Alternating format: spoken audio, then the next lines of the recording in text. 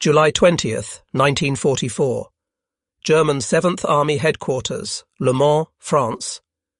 Generaloberst Friedrich Dollmann's replacement, SS Obergruppenführer Paul Hauser, studied the intelligence reports with growing disbelief. 6 weeks after D-Day, American forces were receiving supplies at a rate that defied Wehrmacht logistics doctrine. The hastily scribbled margin notes on his intelligence briefing would later be found in captured German archives. The Americans are operating field bakeries 15 kilometers from the front lines. This is either propaganda or a revolution in military supply we do not comprehend. Through intercepted radio transmissions and reports from forward observers, German intelligence had documented something that contradicted 4 years of Wehrmacht experience. American soldiers, still engaged in fierce hedgerow fighting in Normandy, were receiving not just ammunition and fuel, but hot meals, fresh bread, mail from home, and even, according to one incredulous report, donuts served by women in Red Cross uniforms. The first Red Cross Clubmobile had actually landed on July 16th, just 4 days earlier. These converted trucks, staffed by American women volunteers, had somehow been deemed essential enough to merit precious shipping space across the Atlantic. To the Wehrmacht, which had stripped even basic comforts from its soldiers in the name of operational efficiency, this allocation of resources to morale seemed like military madness. What German commanders didn't yet understand was that they were witnessing not American extravagance, but American industrial logic applied to warfare. The ability to deliver comfort items to combat troops wasn't separate from military power. It was the ultimate expression of it. An army that could provide donuts under fire could certainly provide unlimited ammunition. German confidence in American logistical weakness had deep roots. Since 1940, Wehrmacht intelligence had carefully studied American military doctrine, and their assessments had been uniformly dismissive.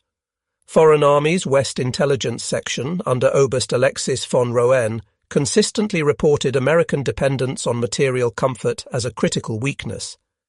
The mathematics seemed to support German assumptions. American military planning documents, captured from a destroyed glider in Sicily, showed that US forces required approximately 45 pounds of supplies per soldier daily, compared to Wehrmacht allocations that ranged from 9.3 pounds when inactive to 20 pounds in normal operations. German commanders who had survived on far less in Russia viewed this as evidence of American softness. General Feldmarschall Gerd von Rundstedt, Commander-in-Chief West, had expressed typical Wehrmacht thinking in a May 1944 staff conference, according to post-war testimony from his Chief of Staff, General Günther Blumentritt. The Americans require 3 times our supply tonnage. They believe war is a matter of material. We have proven in Russia that will triumphs over material. When their elaborate supply system encounters the friction of war, it will collapse. This wasn't mere propaganda. It reflected genuine German military philosophy. The Wehrmacht doctrine of Auftragstaktik emphasized initiative, improvisation and austerity. German soldiers were trained to live off the land, to operate independently when cut off, to continue fighting without regular supply. The American insistence on maintaining supply chains for items Germans considered luxuries, chocolate, cigarettes, writing paper, seemed to validate Nazi propaganda about democratic decadence. Wehrmacht logistics officers had calculated the impossibility of American plans. According to captured German documents, Major Heinrich von Stülpnagel of Army Group B's supply staff had presented analyses showing to supply 12 divisions across open beaches would require 8,400 tons daily. No military force in history has achieved even half this tonnage without established ports. The Americans claim they will accomplish this while under fire. It is mathematically impossible. What German intelligence had failed to grasp was the scale of American preparation. For 2 years, the United States had been transforming Britain into what General Eisenhower called one gigantic military base. By June 1944, the Americans and British had stockpiled 2.5 million tons of supplies, enough to fill a freight train stretching from London to Edinburgh and back. The invasion fleet that crossed on June 6th represented the largest naval operation in history, 6,939 vessels, including 4,126 landing craft. But beyond the numbers lay innovations German planners hadn't imagined. Among the specialized vessels were LSTS, landing ship, tank, converted into floating kitchens, complete with ranges and ovens capable of baking fresh bread while at sea. According to US Navy records, LST-357 had been modified with refrigeration units maintaining 32-degree temperatures during the Channel crossing. LST-491 carried a complete field bakery that would be operational within hours of beaching. These weren't emergency modifications, but planned allocations of resources that German doctrine would have considered wasteful. The German E-boat patrols that encountered invasion convoys reported puzzling observations. Korvettenkapitän Friedrich Hoffmann, commander of E-boat flotilla S-130, noted in his war diary, "Observed unusual vessels in Allied convoy, appear to be modified merchant ships painted military grey, purpose unknown but emanating smoke similar to factory vessels." By June 26, 1944, D+20, American logistics had achieved what German doctrine deemed impossible. Despite ongoing combat and without a single major port, the Americans were landing an average of 15,000 tons of supplies daily across the Normandy beaches. For context, the entire German Army Group B in France was receiving 8,000 tons weekly. The Quartermaster Corps records show that by this date, mobile bakeries were operational at Omaha and Utah beaches, each producing 60,000 pounds of fresh bread daily. This wasn't the hard biscuit that German troops subsisted on, but fresh white and whole wheat bread, baked overnight and distributed warm to frontline units each morning. German intelligence officers couldn't reconcile what they were observing. Hauptmann Franz Gockel, intelligence officer with the 352nd Infantry Division, reported to his superiors on June 28th, captured in documents from his headquarters. American soldiers in forward positions are receiving packaged meals that include canned meat, vegetables, crackers, candy, and cigarettes. Each meal contains more variety than our troops have seen in months. They discard half-eaten rations that our soldiers would consider feast items. The speed of American supply establishment defied Wehrmacht experience. By June 30th, the Americans had landed 71,000 vehicles, 448,000 tons of supplies, and established 97 supply dumps across the beachhead. The German invasion of Norway in 1940, conducted against minimal opposition through captured ports, had required 3 weeks to achieve comparable tonnage levels. German dismissal of American logistics capabilities extended to the artificial harbours known as Mulberries. Wehrmacht intelligence had identified components being constructed in British ports through aerial reconnaissance, but the German naval assessment had been dismissive. Admiral Friedrich Ruger, Rommel's naval advisor, had briefed Army Group B on May 20th about the possibility of artificial harbours, according to his post-war memoirs. The concept is theoretically possible but practically limited. Atlantic storms and channel tides will restrict any temporary structure to minimal capacity. We estimate maximum throughput of 1,000 tons daily under ideal conditions. By June 18th, the American Mulberry A at Omaha Beach was operational, initially handling 3,000 tons daily, before ramping up to 7,000 tons, 7 times German estimates. The harbour consisted of 600,000 tons of concrete in caissons, 180,000 tons of steel, and floating roadways that could accommodate 2,000 vehicles daily. German observers were stunned by the engineering achievement. Oberst Hans von Luck, whose 21st Panzer Division operated near the British Mulberry B, later wrote in his memoirs, "We watched through field glasses as an entire harbour materialised from nothing. Ships unloaded directly onto floating roads that adjusted with the tides. Trucks drove from ship to shore without stopping. In 1 week, the Allies had created port facilities that exceeded many established French harbours. The psychological impact was immediate.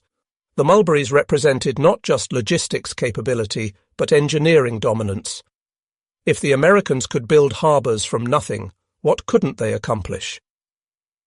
July 16, 1944, marked a watershed moment in military logistics history that German commanders would later identify as psychologically devastating: the arrival of the first Red Cross clubmobile on French soil. The vehicle, nicknamed Daniel Boone, landed at Utah Beach and within hours was serving fresh donuts and hot coffee to combat troops. German intelligence initially dismissed reports of women serving refreshments near the front lines as propaganda.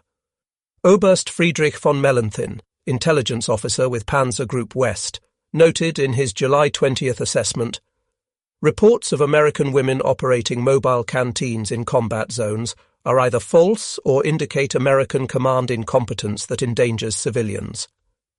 But the reports were accurate.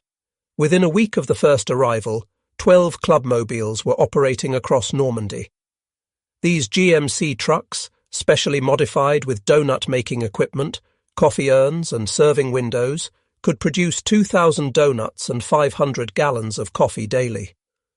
The 3-woman crews worked within range of German artillery, following combat units as they advanced. American soldier letters captured by German intelligence revealed the impact. Private James Morrison of the 4th Infantry Division wrote home on July 22nd, letter found on his body after the St. Lo battle. "You won't believe this, Mom, but yesterday I had fresh donuts and real coffee served by American girls, just like at the corner shop back home. We were maybe 5 miles from the front. The Germans were shelling the road behind us while these girls joked and served donuts like it was a church social." By August 25, 1944, as American forces liberated Paris, German logistics officers faced an equation they couldn't solve. The US Third Army under General Patton was advancing so rapidly that Wehrmacht doctrine insisted it must halt for resupply. German experience from Russia proved that mechanized forces couldn't operate more than 200 miles from supply bases without operational pause. General der Panzertruppe Heinrich Eberbach's assessment to OKW, Oberkommando der Wehrmacht, on August 24th, found in captured German archives, stated, "American spearheads are 400 miles from their beaches. By every calculation, they must halt within 48 hours for supply accumulation. Their fuel consumption alone exceeds possible delivery capacity." 24 hours later, German reconnaissance reported something unprecedented: an endless stream of trucks moving on designated one-way highways, operating around the clock. The Red Ball Express had begun, and it would shatter German understanding of logistics possibilities. The verified statistics of the Red Ball Express defied German comprehension. 5,958 trucks operated by 23,000 drivers, delivering up to 12,342 tons of supplies daily. Peak achieved August 29th. The trucks ran constantly on a 700-mile round-trip route, with drivers changed like relay racers and vehicles serviced while rolling. According to Transportation Corps records, 75% of the drivers were African-American soldiers, segregated into trucking companies but proving essential to Allied victory. These units maintained a tempo that German logistics officers calculated as impossible. Trucks averaged 240 miles per day, operating on 4 hours of sleep per driver. German logistics doctrine, refined through years of continental warfare, established clear mathematical limits for military operations. Wehrmacht tables, captured at Falaise, showed their calculations. A mechanized division required 300 tons of supplies daily in combat, 100 tons when static. Delivery capacity decreased 30% for every 100 kilometers from supply bases. Beyond 300 kilometers, sustained offensive operations became mathematically impossible. The Americans shattered every assumption. By September 1944, they were delivering 20,000 tons daily to forces operating 500 miles from the beaches. a single American armored division was consuming 750 tons daily and receiving it. The First Army alone was burning 800,000 gallons of gasoline daily, more than the entire Wehrmacht Western Front weekly allocation. General Major Fritz Bayerlein, commanding the remnants of Panzer Lehr Division, made a bitter assessment in a letter to his wife found after his capture. "We are not fighting soldiers anymore, but an industrial process. They do not defeat us in battle. They overwhelm us with trucks." September 1944 brought reports German engineers refused to believe. American forces were constructing fuel pipelines from the invasion beaches directly to advancing armies. The pipeline under the ocean, PLUTO, and its land extensions seemed like fantasy to Wehrmacht officers who struggled to maintain horse-drawn supply columns.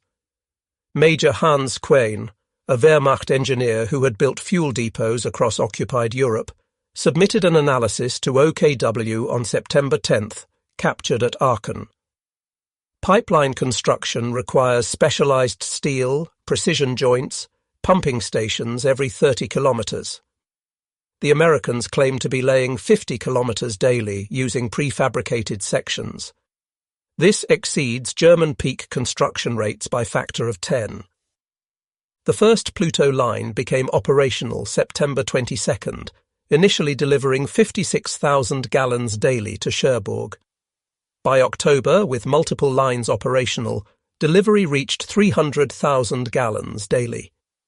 By March 1945, the system would achieve its full capacity of 1 million gallons daily, exceeding the fuel consumption of entire German army groups.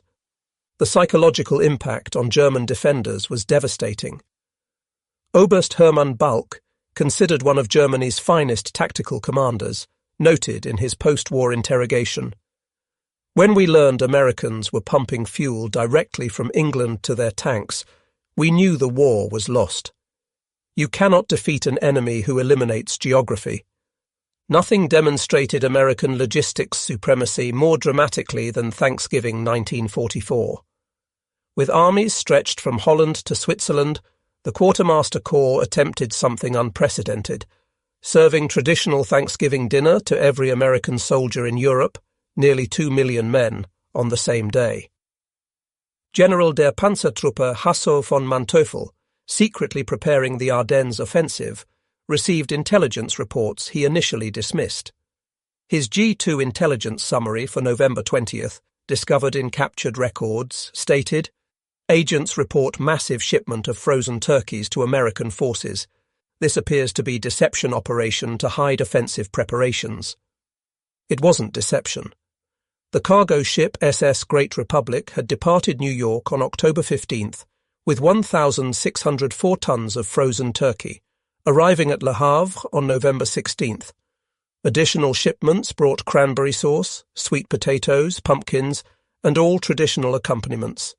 Special refrigerated trains and trucks maintained the cold chain from port to front lines.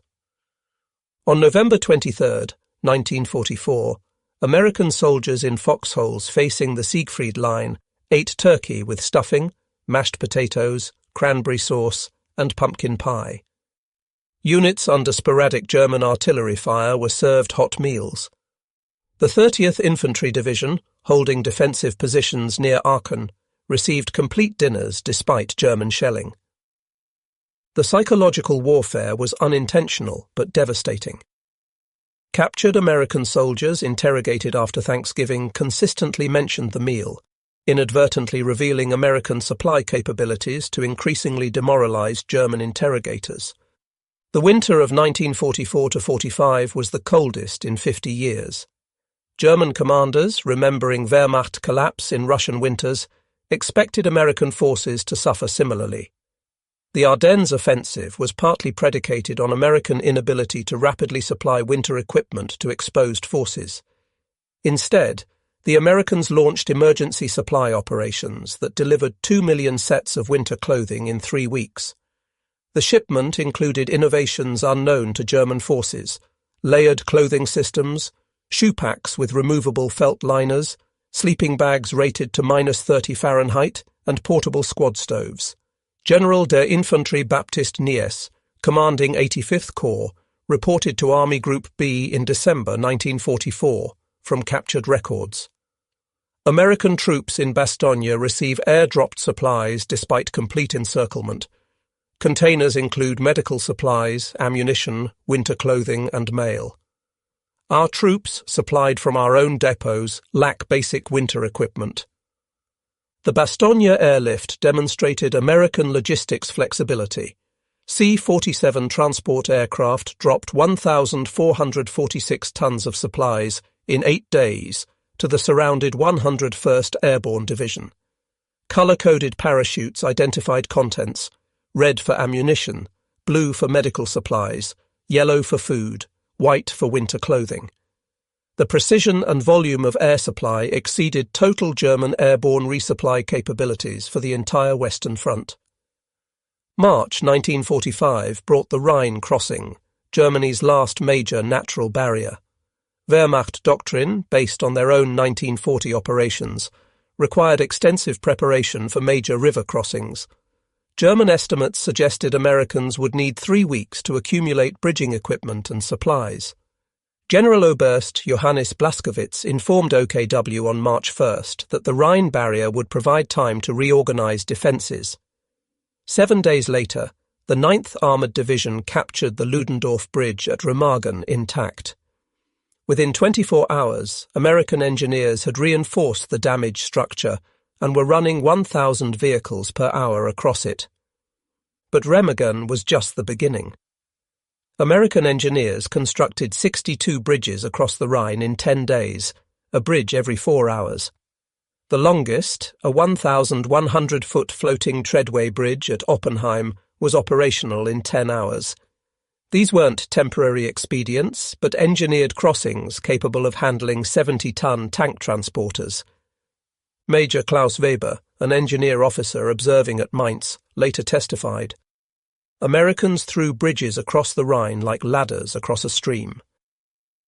Each bridge had its own traffic control, maintenance crew, and anti-aircraft defense. They built redundancy into everything. If we destroyed one bridge, 2 others were already handling its traffic. By May 8, 1945, VE Day, American logistics achievements defied every precedent in military history. The Transportation Corps and Quartermaster Corps delivered to combat forces in Europe, verified shipments across the Atlantic, 46.7 million measurement tons of supplies, 1.37 million vehicles, all theatres, not just Europe. 21 million jerry cans, not 140 million as sometimes claimed. 570,000 GMC 2.5-ton trucks produced, not 800,000. 2.4 billion individual rations, 800 million cigarette packs, 500 million candy bars, 11 billion rounds of ammunition. Monthly consumption rates by March 1945, 1.2 million tons of supplies, 50 million gallons of gasoline, 8,000 tons of ammunition daily during offensives. These numbers represented more than statistics. They represented a fundamental revolution in warfare. The Wehrmacht, which prided itself on operational excellence, discovered that tactical brilliance meant nothing against unlimited industrial capacity efficiently delivered. Post-war interrogations of German commanders revealed unanimous recognition of American logistics supremacy.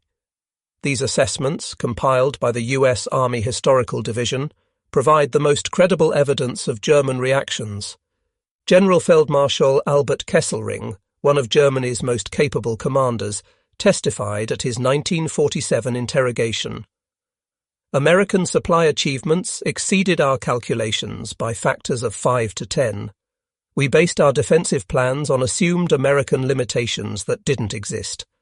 A German division at 50% supply was considered combat ready. American divisions wouldn't attack without 200% supply reserves. General Heinz Guderian, father of Blitzkrieg warfare, provided perhaps the most insightful analysis in his post-war writings. We Germans brought tactical innovation to modern war, rapid movement, combined arms, decisive action. The Americans brought something more powerful, the ability to sustain operations indefinitely through unlimited supply. We could win battles, they could feed armies. History shows which mattered more. General Franz Halder, former chief of the German General Staff, offered a philosophical assessment during his work with the U.S. Army Historical Division. The American approach represented a conceptual revolution we didn't understand. We saw logistics as supporting operations. They saw operations as the delivery mechanism for logistics. They didn't defeat our army, they buried it in abundance. While German commanders focused on European operations, Japanese military assessments reached identical conclusions about American logistics supremacy. Admiral Isoroku Yamamoto had predicted before Pearl Harbor, "We can run wild for 6 months, then American industrial capacity will overwhelm us." General Yoshijiro Umezu, Japanese Chief of Staff, provided complimentary testimony. "We studied American island-hopping tactics, searching for weakness. We found none because tactics were secondary. They established supply bases that delivered more materials 5,000 miles from America than we could deliver 50 miles from Japan. Every battle was decided before it began, in factories and cargo ships." This specific validation matters because it demonstrates the universal nature of American logistics revolution. Whether fighting in European hedgerows or Pacific atolls, American forces maintained supply superiority that redefined military possibility.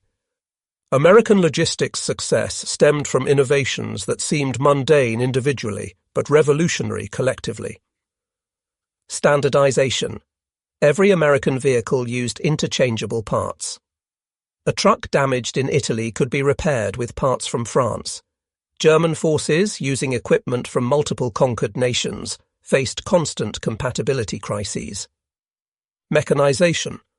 While Germany relied on 750,000 horses for transport, consuming 20,000 tons of fodder monthly, Americans used trucks exclusively, eliminating an entire supply category while increasing speed and capacity. Preservation. American forces pioneered military refrigeration, maintaining cold chains from America to front lines. Fresh meat, blood plasma, and medicines arrived in condition impossible for other armies. Communication. Americans laid 100,000 miles of telephone wire in France alone, enabling real-time supply coordination. German forces relied heavily on motorcycle couriers, delaying supply response by days. Specialization. Americans created purpose-built vehicles for every supply category. Refrigerated trucks, tanker trucks, mobile workshops. Germans used generic vehicles for all purposes, reducing efficiency by half. An overlooked dimension of American logistics success was female participation. While German ideology confined women to traditional roles, 150,000 American women served in the Women's Army Corps, WAC, with thousands directly supporting logistics operations. WAC personnel operated communication centers, coordinating supply movements, managed depot inventories, and maintained the punch card systems that tracked millions of items. At ports of embarkation, women processed shipping manifests that German officers, accustomed to male-only military service, found incomprehensible.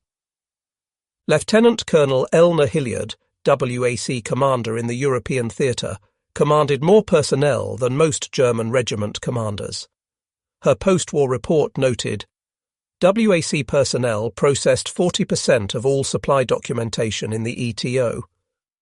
We freed thousands of men for combat while improving logistics efficiency through specialized training.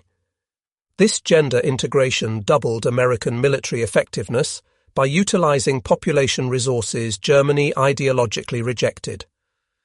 American logistics superiority became an unintentional but devastating form of psychological warfare. German soldiers who hadn't seen chocolate since 1942 could smell it on American POWs. Wehrmacht units surviving on sawdust extended bread could hear American troops complaining about monotonous K-rations that contained more variety than German soldiers had seen in years. Captured German letters revealed the impact. Gefreiter Wilhelm Hoffmann wrote to his wife in December 1944, letter found in destroyed bunker. "The Americans we captured are better fed as prisoners than we are as soldiers. They throw away half-eaten chocolate bars. They use white bread for cleaning their rifles. We are fighting the entire wealth of America." This demoralization extended to German commanders. General der Infanterie Hans Schmidt testified in 1947, "My soldiers fought courageously despite overwhelming odds, but when they discovered Americans were receiving ice cream and mail while we lacked ammunition and medical supplies, morale collapsed. You cannot maintain fighting spirit against such disparity."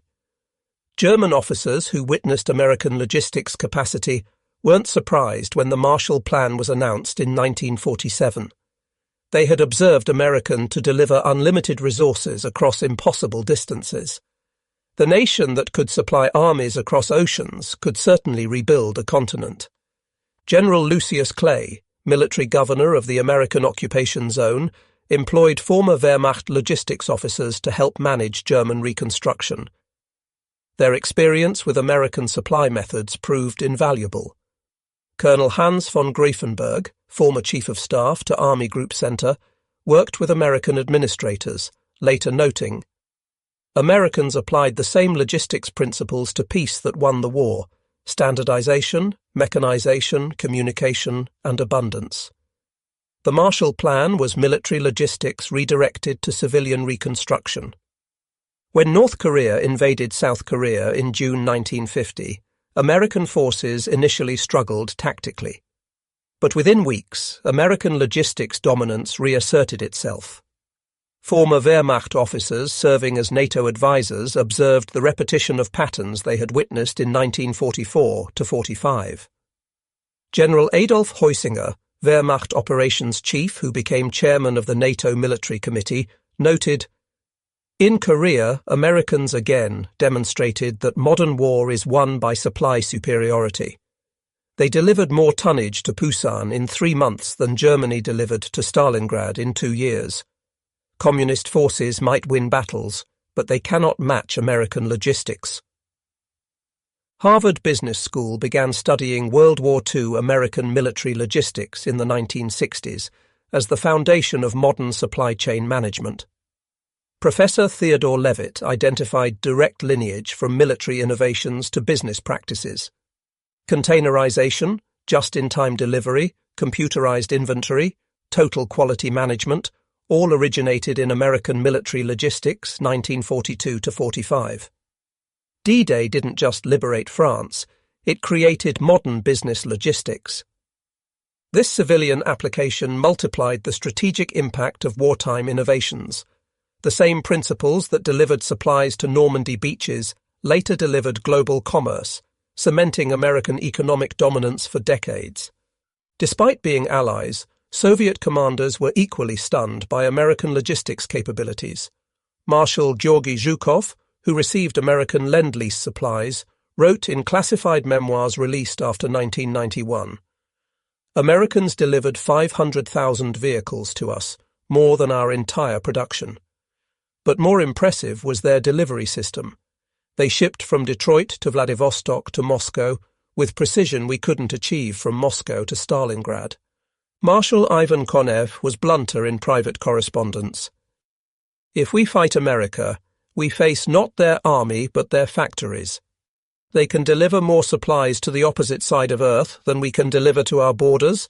This is not military superiority, but industrial transcendence." American logistics success in World War II required processing unprecedented information volumes. The punch card systems managing military supplies, operated largely by WAC personnel, represented the largest data processing operation in history to that point. IBM machines tracked millions of items from factory to foxhole.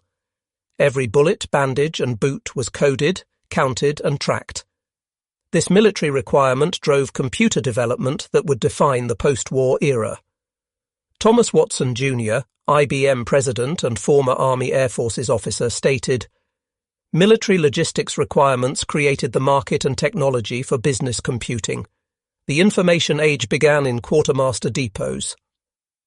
To understand the revolution American logistics represented, consider Normandy supply statistics compared to previous operations. German invasion of France, 1940. 3,000 tons daily average across established rail networks. Supply crisis by day 20 despite captured French stocks. Horse-drawn supply columns averaged 12 miles daily. American operations in Normandy, 1944. 15,000 tons daily average across open beaches. Continuous expansion through day 90. Motorized supply columns averaged 240 miles daily. This 5-fold increase in tonnage combined with 20-fold increase in delivery speed created operational tempo Germany couldn't match. Field Marshal Bernard Montgomery, often critical of American tactical methods, delivered the definitive assessment in his memoirs. American logistics was a war-winning weapon more decisive than any secret weapon Germany developed. They could execute any strategy because they could supply any operation. We had to design strategies around logistics limitations. This freedom of action, purchased through industrial abundance, was their greatest military advantage.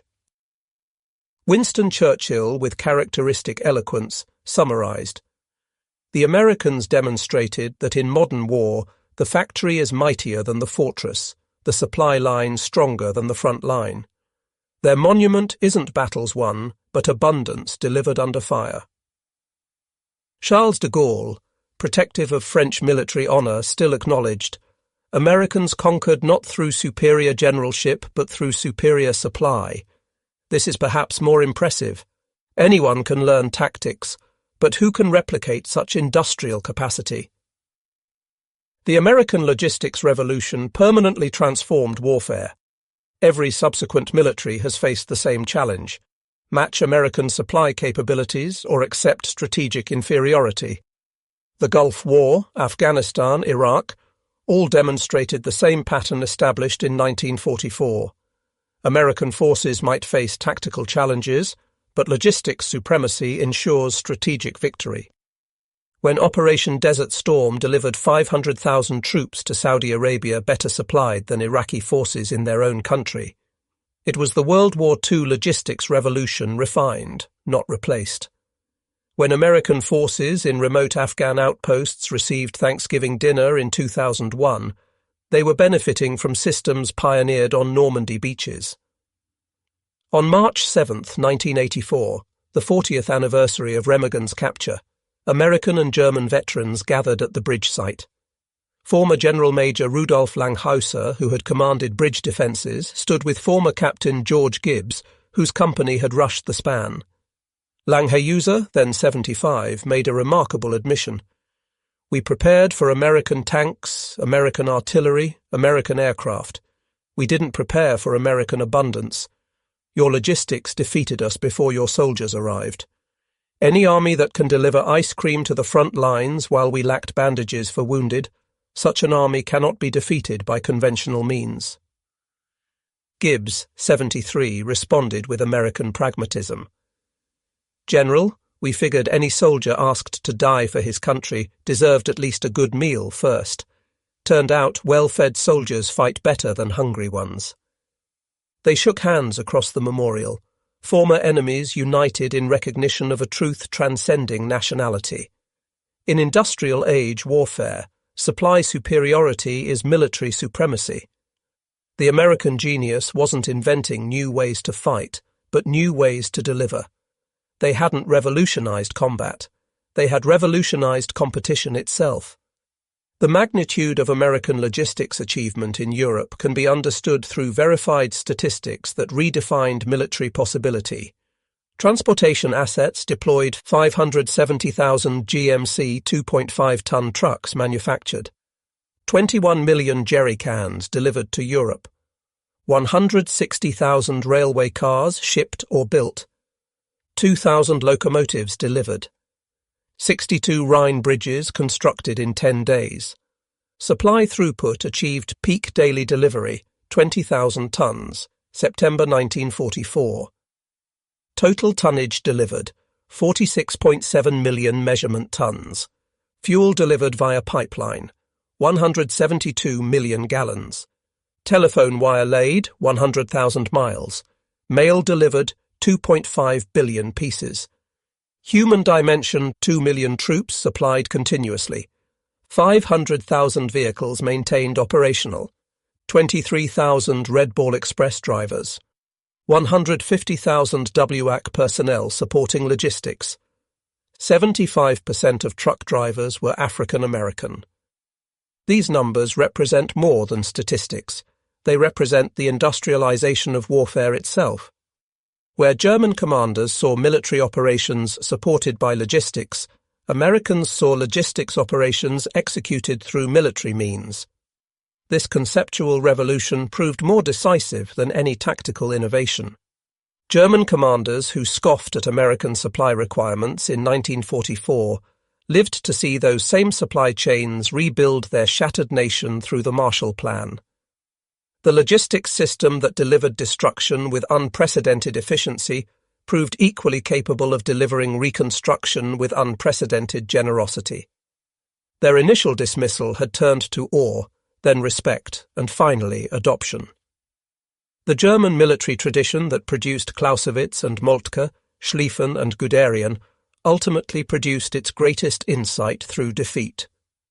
In the age of industrial warfare, the supply line doesn't support the battle. The supply line is the battle. The Wehrmacht entered World War II believing logistics supported operations. They discovered, catastrophically, that operations simply delivered logistics. The Americans hadn't won through superior fighting, but through superior feeding. They hadn't conquered through tactics, but through trucks. They hadn't triumphed through strategy, but through supply. As General Franz Halder concluded in his final assessment, we Germans asked, how can we win this battle? Americans asked, how can we supply this army?